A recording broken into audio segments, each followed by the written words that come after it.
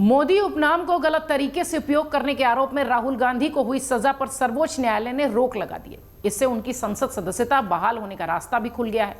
कांग्रेस ने इसे लोकतंत्र और सत्य की जीत बताया। जानकारी के मुताबिक कहा यह जा रहा है कि राहुल को मिली राहत का असर सबसे ज्यादा बिहार की सियासत में देखने मिलेगा।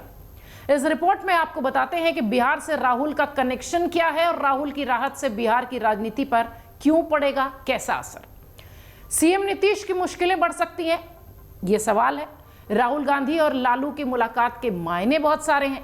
इन सभी सवालों का जवाब जानने के लिए पहले यह जानिए कि राहुल को पूरी तरह क्यों माफी अभी नहीं मिली है और क्या पूरा मामला है। सर्वोच्च अदालत ने जिस आधार पर राहुल की सजा पर रोक लगाई है, उससे अनुमान लगाया जा सकता है कि मामले में वो निर्दोष भले ही न करार दिए गए हों, लेकिन सजा कमजोर जरूर हुई है।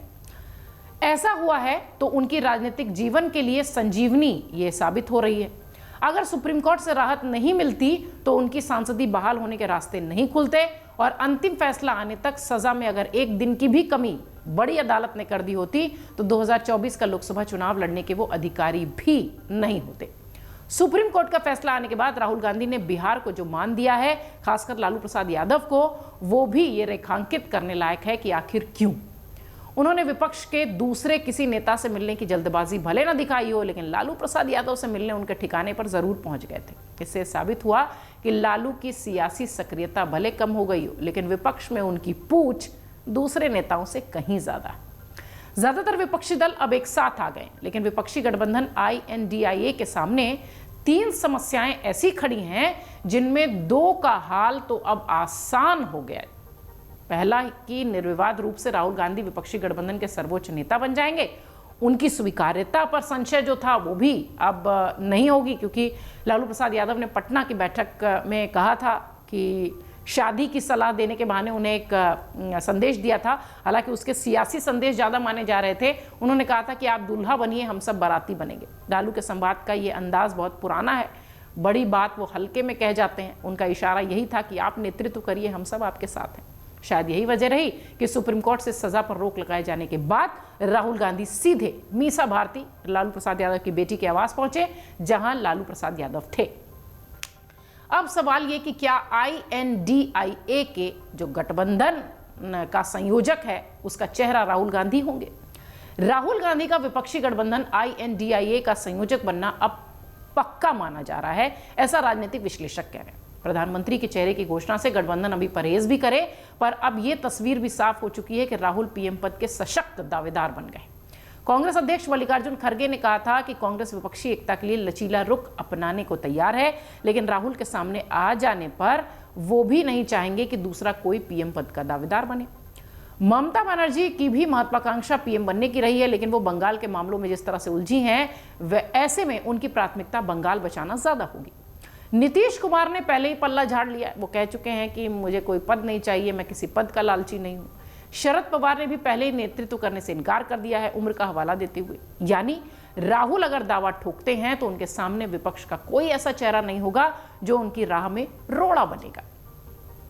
राहुल गांधी अगर विपक्ष का PM फेस बन भी जाते हैं तो चुनाव के मैदान में उनके उतरते ही बीजेपी की मुराद भी पूरी हो जाएगी, बीजेपी भी खुश होगी। वजह जानिए। बीजेपी का मानना है कि राहुल पिछले 2 संसदीय चुनाव से आजमाए जाते रहे। लोग उनके चेहरे को पसंद नहीं करते। चुनाव को लेकर अब तक आते रहे जितने भी ओपिनियन पोल सर्वेज हैं, वो मोदी के मुकाबले राहुल को काफी पीछे देखते हैं। यानी जो जनता उन्हें खारिज करती रही है, अब उनके भाव देने के मूड में वो नहीं दिखती। ऐसे में बीजेपी का भी मन की बात हो जाने जैसी बात होगी और वो खुश होगी अगर राहुल गांधी सामने दिखाई पड़ेंगे तो।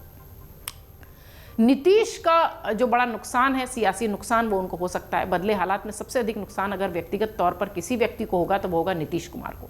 भले ही उन्होंने ये कहा हो कि 2025 का बिहार विधानसभा चुनाव तेजस्वी यादव के नेतृत्व में लड़ा जाएगा, लेकिन सच यही है कि विपक्ष के एक साथ रहने पर उन्हें अब हर हाल में अगले साल CM की कुर्सी खाली करनी पड़ेगी। यह संभावना इसलिए भी दिख रही है क्योंकि विपक्ष उन्हें अब लोकसभा चुनाव लड़ने को मजबूर करेगा।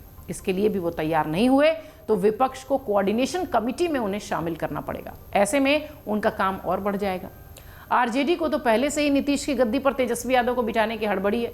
हड़बड़ी की झलक RJD कोटे के मंत्रियों और उनके नेताओं के बयान से साफ दिखती है। नीतीश अब उन्हें फूटी आंख नहीं सुहाते, ऐसा माना जाता है। अब तो उन पर यह भी दबाव होगा कि मंत्रिमंडल का शीघ्र विस्तार हो। पसंद नापसंद की ख्याल किए बगैर अब उन्हें मंत्रियों को शामिल करना होगा जिनके नाम कांग्रेस और आरजेडी की ओर से आएंगे। चर्चा यह है कि आरजेडी उसी सुधाकर सिंह को फिर से मंत्री बनाने पर जोर दे रही है जिन्हें नीतीश ने हटाया था और उसके बाद उनके खिलाफ वो टिप्पणियां करते दिखाई पड़ रहे थे। इन सब के बीच अगर आप देखा जाए तो राहुल अगर विपक्षी एकता का चेहरा बनते हैं तो सीधा सीधा नुकसान नीतीश कुमार को होता भी दिखेगा और बिहार की सियासत में भी इसका सीधा असर पड़ता दिखेगा। अमर उजाला अब आपके टीवी पर भी। अपने स्मार्ट टीवी पर YouTube पर सर्च करें अमर उजाला, चैनल सब्सक्राइब करें और देखें ताजा खबरें, वो भी HD क्वालिटी में। और हाँ, बेल आइकन दबाना ना भूलें ताकि हर खबर हो आपके घर। अमर उजाला, निष्पक्ष, निर्भीक, निरंतर।